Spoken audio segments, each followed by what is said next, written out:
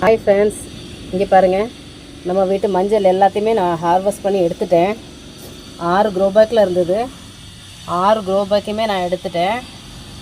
எவ்வளோ பெருசு பெருசாக வந்திருக்குன்னு பாருங்கள்.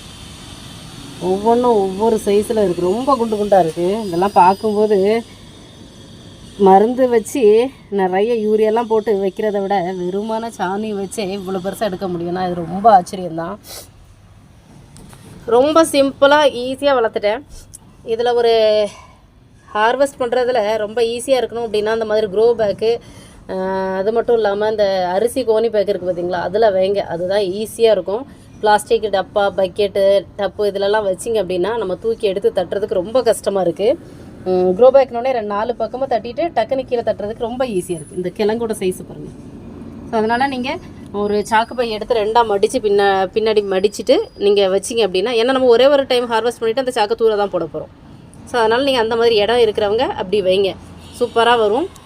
சாணியும் மண்ணும் சம அளவில் கலந்துட்டு வைங்க. இப்போது மஞ்சள் மட்டும் இவ்வளோ அழகாக விளையலை. இது நான் இந்த மஞ்சள் 6 தொட்டியிலேருந்து எடுத்த மஞ்சளில் உள்ள மண்புழுவே நான் எடுத்து இந்த இதில் வச்சுருக்கேன். இதை நான் தட்டுறேன் பாருங்கள் எவ்வளோ வந்திருக்குன்னு. பார்த்தீங்களா, இந்த 6 க்ரோ பேக்கில் உள்ள மண்புழு. இதை அப்படியே நம்ம என்ன எடுத்து கம்போஸ்ட் பின்னில் கொண்டு போட போகிறோம். மண்ணை எல்லாம் சைடில் விட்டுட்டு எவ்வளோ சுத்தமாக அது உடம்புலேருந்து ஒரு மண்ணு கூட இல்லாமல் கீழே தட்டி விட்டுருக்கு பார்த்தீங்களா. இவ்வளோ மண்புழு உருவாகியிருக்கு.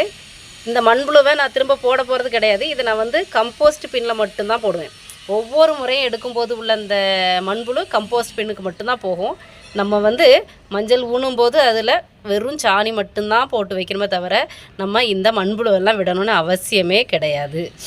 நம்ம மண்ணில் ஏற்கனவே வளமான மண்புழுக்கள் இருக்கும்போது குட்டி குட்டி இருக்கும் பார்த்திங்களா, அதுதான் இந்த மாதிரி வளப்படுத்தி அதுவும் இவ்வளோ பெருசாக வளர்ந்துருக்கு. ஏன்னா திரும்ப நம்ம இதை போட்டோம் அப்படின்னா இது ரொம்ப அதிகமாக நம்ம சாணி கொடுக்க வேண்டியது இருக்கும், இதுக்கும் ஒரு அதிகம் கொடுக்க வேண்டியது இருக்கும். ஸோ அதனால் இதை நம்ம செடிக்குள்ளே விடவே தேவையில்லை. இதை கம்போஸ்ட் பின்னுக்கு நம்ம அப்படியே மாற்றணும்.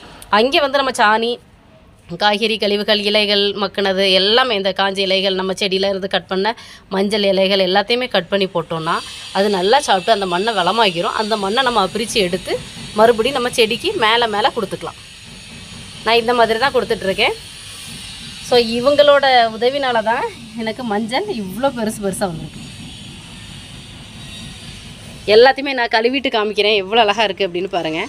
சிம்பிளாக வளர்க்க வேண்டிய ஒரு மஞ்சள் தான் எவ்வளோ அழகான ஒரு க்ரோத் கொடுத்துருக்கு பாருங்கள். ஒரு வருஷத்துக்கு தேவையான மஞ்சள் தூளை நம்ம வீட்டிலையே நம்ம தயாரித்து எடுத்துக்கிறோம் பாருங்கள்.